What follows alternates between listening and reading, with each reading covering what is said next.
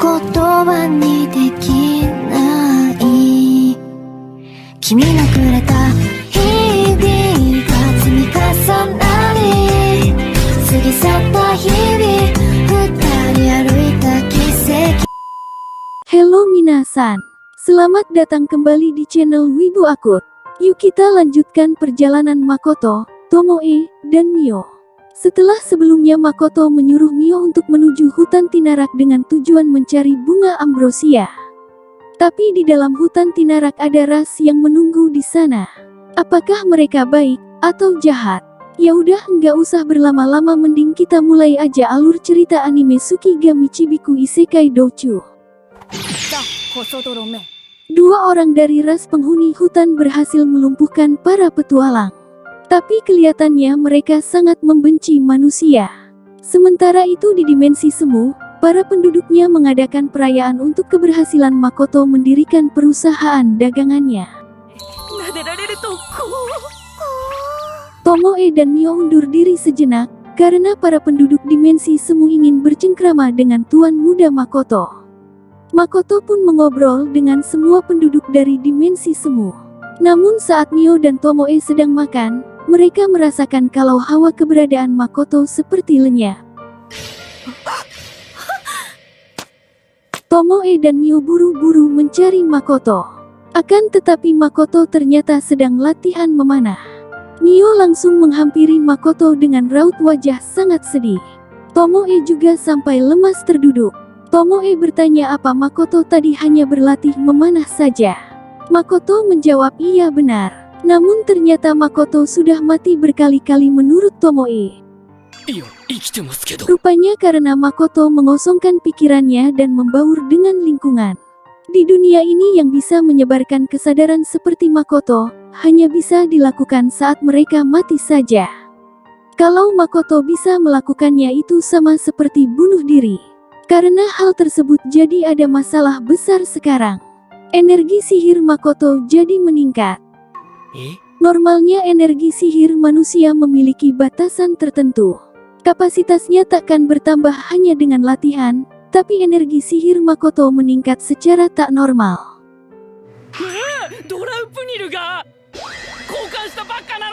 Kemungkinan karena fokusnya Makoto mengakibatkan energi sihirnya meningkat drastis. Sekarang energi sihir Makoto sudah bukan selevel Raja Iblis lagi, tapi sudah selevel dengan Megami kelas desu. Dan jika energi sihir Makoto meningkat maka dimensi semu juga berpengaruh. Ini bisa berdampak buruk jika Sang Dewi mengetahui hal ini.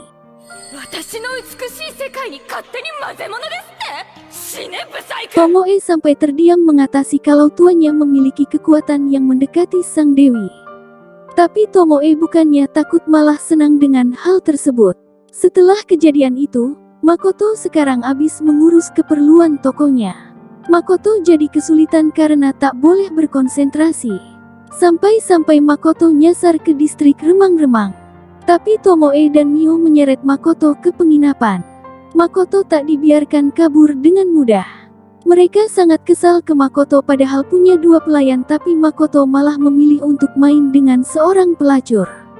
Lalu Tomoe dan Mio langsung menggas Makoto.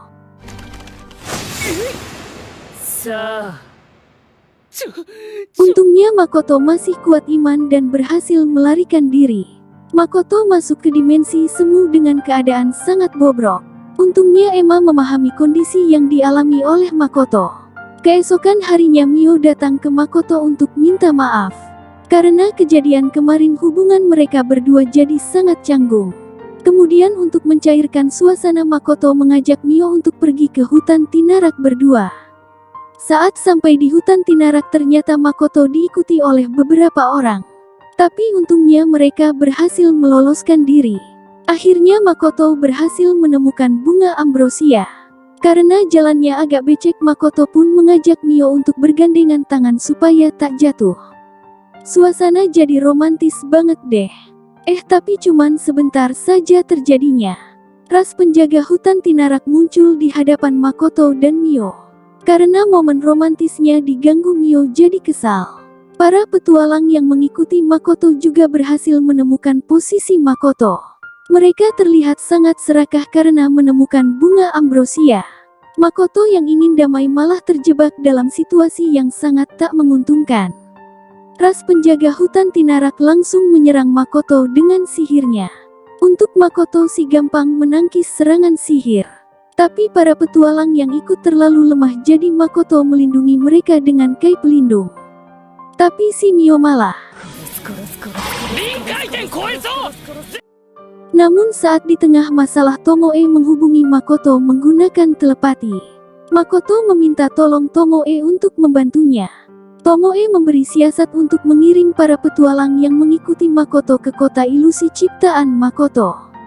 Lalu untuk menenangkan amarah Mio tinggal beri saja makanan kesukaannya. Makoto langsung melakukan yang Tomoe siasatkan dengan cepat. Akhirnya Mio bisa kembali normal lagi. Namun ras penjaga hutan Tinarak tak memberi ampun ke Makoto. Serangan dari ras penjaga hutan Tinarak berhasil dihentikan oleh Mio dengan sihir kegelapan. Makoto langsung melumpuhkan dua penjaga dengan mudah. Setelah dijelaskan dua penjaga itu jadi mengerti. Nama penjaga hutan Tinarak itu adalah Aqua dan Eris. Aqua dan Eris mengantar Makoto untuk bertemu dengan tetua mereka. Makoto bertemu dengan tetua dari ras penjaga hutan Tinarak. Nama tetua itu adalah Nilgistori. Terus muncul anak dari Nilgistori yang bernama Adono. Tampaknya dia mencurigai Makoto. Kemudian Eris dan Aqua ingin memperkenalkan guru mereka ke Makoto. Tapi guru mereka itu agak.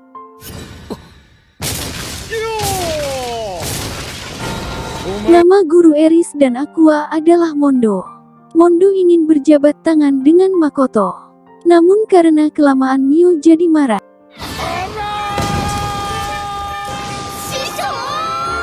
Mio marah cuman karena hal sepele. Setelah itu Makoto meminta Mio untuk memata-matai Adono dan Mondo. Entah mengapa Makoto merasakan sesuatu dari mereka berdua. Mio akhirnya berhasil mengungkap sebuah fakta. Mondo sepertinya sedang dirasuki oleh sesuatu. Dan Adono memiliki hubungan dengan ras iblis. Kemudian Makoto meminta Mio untuk bertukar tempat dengan Tomoe. Lalu para penduduk desa menyambut kedatangan Makoto dengan hormat. Tapi di tengah acara ada keributan terjadi antara Adono dan Mondo.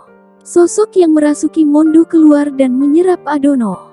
Makoto langsung maju melawan sosok tengkorak berjubah itu. Obsesi terhadap pengetahuan yang besar membuatnya menjadi abadi. Makoto menyimpulkan kalau sosok tengkorak itu adalah Lich. Lich mengancam Makoto jika menghindar dari sihirnya maka penduduk desa yang akan terkena imbasnya. Tapi Makoto biasa aja karena sihir Lich tak berefek. Makoto langsung menggunakan sihir kegelapan untuk melahap sihir dari Lich. Lich tumbang tanpa perlawanan berarti. Lalu Lich dibawa ke dimensi semu. Para tetua sangat terkejut dengan kekuatan Makoto, padahal penyambutan ini salah satu rencana untuk mengeksekusi Makoto. Tomoe yang datang jadi teringat sesuatu. Tomoe ingat kalau dulu Nilgistori meminta tolong ke dia untuk memberikan penghalang ke desanya. Nilgistori langsung terkejut karena mengetahui kalau Makoto adalah tuan dari Tomoe yang dulu adalah Naga Agung Shin. Setelah itu Makoto menginterogasi Lich di dalam dimensi semu. Lich memiliki tujuan untuk menjadi Grand. Grand adalah manusia tingkat tinggi, sosok yang lebih unggul dari semua manusia. Makoto bertujuan untuk menjadikan Lich guru sihirnya.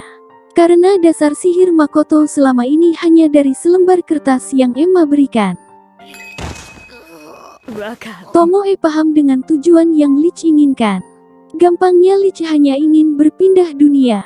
Namun Tomoe menyangkal hal itu. Sebenarnya Grand hanyalah sebutan untuk orang yang berhasil berpindah dunia.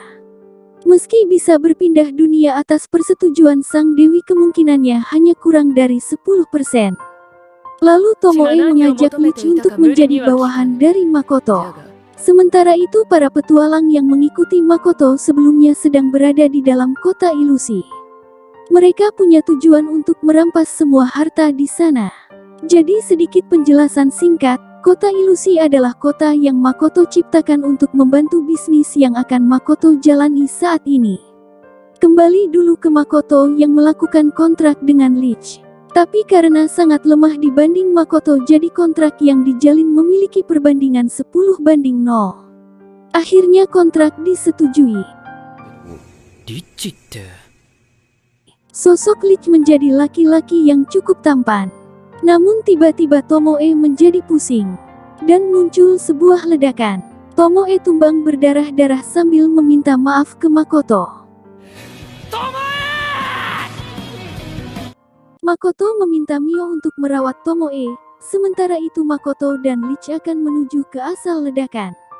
Makoto tengah bergegas menuju asal dari ledakan namun terhalang karena Lich masih belum terbiasa dengan tubuh barunya.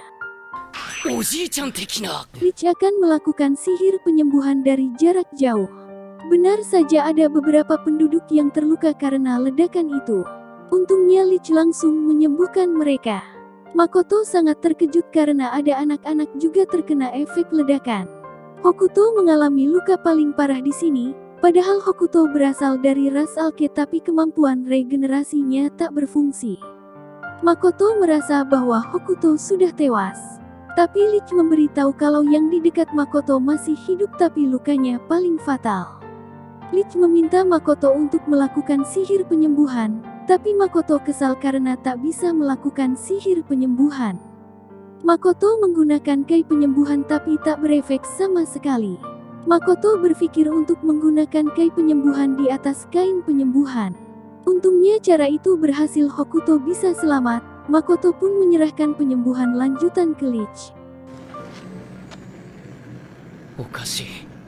Makoto langsung menuju sumber ledakan.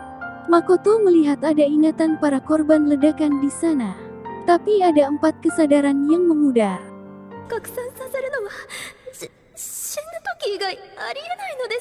Makoto langsung mengecek keingatan seorang petualang. Namun ternyata ingatan itu milik wanita yang mengikuti Makoto ke hutan Tinara.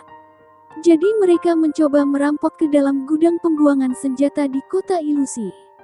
Tapi kepergok oleh gadis kecil dari ras Orc. Karena membuat gadis kecil itu menangis, para penjaga langsung menuju ke arah mereka. Para petualang itu memang sangat jahat. Sampai sebuah cincin yang isinya adalah energi sihir Makoto dilempar dan hampir meledak. Bunshin dari Tomoe mencoba menahan tapi ledakan tak bisa dihindari.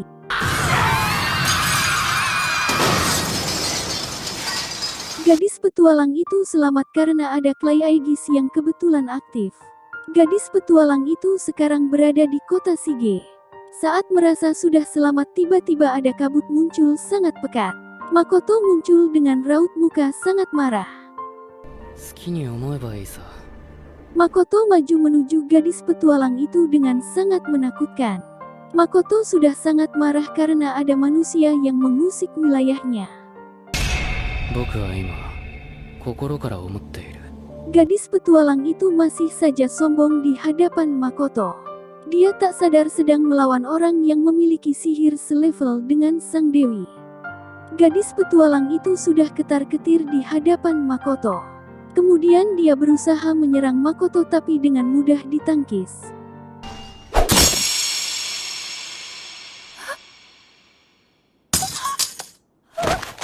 Makoto benar-benar sudah kelewat marah dengan gadis petualang itu. Gadis itu merintis kesakitan sambil memohon-mohon ke Makoto. Tapi Makoto,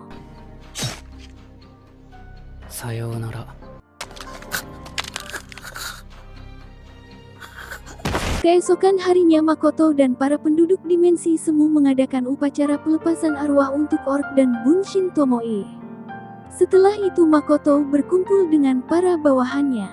Dia memutuskan untuk menamai Lich dengan nama baru yaitu Shiki. Kemudian Makoto menemui Emma untuk mengatur tentang bagian khusus. Jadi Makoto berencana untuk membuat satu daerah di mana kaum lemah dan anak-anak tidak bertemu dengan para petualang lagi. Karena Makoto tak ingin hal seperti ini terulang lagi. Kemudian Makoto punya sebuah rencana menuju ke kota Akademi Rotsger. Makoto berencana belajar di sana. Makoto juga meminta bantuan dari Rembrandt. Makoto membujuk Tomoe dan Mio supaya tak ikut ke kota Rotsgard karena takut kota bisa hancur lagi. Makoto hanya mengajak Shiki saja jadinya. Setelah itu Makoto memulai perjalanannya menuju Rotsgard bersama Shiki. Tapi saat sedang melakukan scan, tiba-tiba sang dewi muncul. Lalu ada ledakan besar terjadi dan Makoto berpindah ke sebuah tempat yang tak diketahui. Makoto tiba-tiba merasakan aura pembunuh muncul. Rupanya ada yang menyerang Makoto sampai jarinya putus. Sosok yang menyerang Makoto adalah seorang gadis menakutkan dan bocah kecil. Tapi Makoto bisa merasakan kalau gadis itu sangat kuat. Sepertinya pertarungan tak bisa dihindari lagi. Makoto berusaha berbicara dengan mereka berdua. Tapi kedua orang ini sulit diajak berbicara. Makoto baru sadar kalau dia berada di tengah medan perang saat ini. Jadi ada perang antara manusia dan iblis. Kedua orang yang menyerang Makoto berada di pihak para iblis. Makoto sebenarnya bisa kabur, tapi sangat beresiko jika kabur sekarang. Makanya Makoto mau tak mau harus melawan kedua orang ini. Makoto langsung mengeluarkan Bright Gatling Gun. Makoto berpikir untuk kabur tapi dihalang oleh tembok kristal. Si perempuan disupport oleh bocah laki-laki dengan memberi pijakan.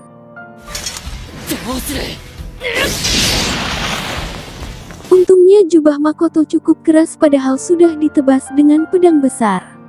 Kedua sosok itu memperkenalkan dirinya. Gadis yang menyeramkan itu bernama Sofia Bulga. Dan bocah laki-laki itu bernama Lancer. Atau biasa disebut Mitsurugi. Makoto ingat kalau Sofia Bulga adalah nama petualang terkuat saat ini. Makoto terpaksa melepas cincin peredam kekuatannya. Mitsurugi dan Sofia terkejut dengan ledakan kekuatan Makoto.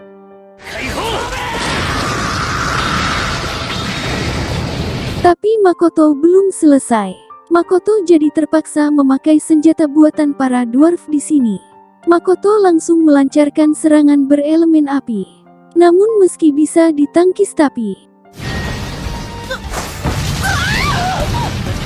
Makoto tak diam saja, selanjutnya serangan elemen air menerjang Sofia dan Mitsurugi. Tapi Mitsurugi juga memiliki sihir elemen air jadi dia merasa sombong karena merasa memiliki level yang tinggi. Namun karena level Makoto terlalu tinggi air Mitsurugi menjadi es. Makoto tiba-tiba diserang dari belakang oleh Sofia. Sofia melancarkan serangan tipuan ke Makoto. Makoto menyadari itu langsung menahannya. Pedang Sofia hancur seketika. Sofia tak berhenti begitu saja. Sofia langsung memeluk Makoto dengan erat. Sofia dan Mitsurugi melakukan serangan combo. Sofia diteleport oleh Mitsurugi sampai ke atas langit.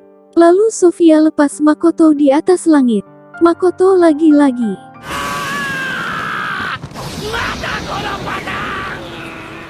Tapi Makoto masih belum menyerah begitu saja. Makoto melancarkan serangan berelemen api.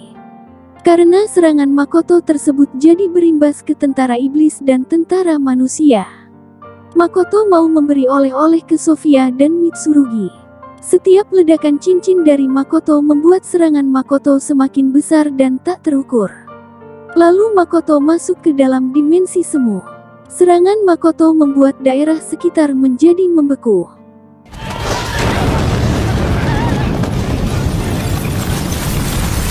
Namun Sofia dan Mitsurugi masih selamat. Sofia sudah hancur baju zirahnya, sementara Mitsurugi kehilangan satu kakinya. Setelah itu Makoto tersadar di dimensi semu bersama dua bawahannya. Tomoe dan Mio sangat senang melihat Makoto sudah tersadar. Sementara itu di tempat Rembrandt sedang mendapat informasi dari informan terpercayanya. Peristiwa peperangan itu menjadi sebuah tragedi bagi sebagian orang. Dan ledakan itu dipicu oleh utusan ketiga dari sang dewi. Katanya dia adalah penyihir berpakaian merah. Padahal itu sudah jelas Makoto sendiri. Kembali ke Makoto yang sedang berdiskusi ke para bawahannya. Shiki beranggapan kalau sang dewi ingin memaksa Makoto melawan iblis. Karena itu sebelumnya Makoto ditransfer melalui lingkaran sihir dan dibawa langsung ke medan perang.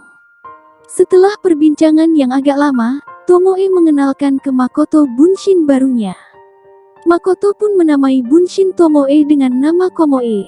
Tapi si Tomoe nyeletuk kalau Komoe terbentuk dari energi sihir Makoto dan Tomoe, dengan kata lain, dia adalah anak kita berdua. Untuk sementara ini kota ilusi dipegang oleh para alke.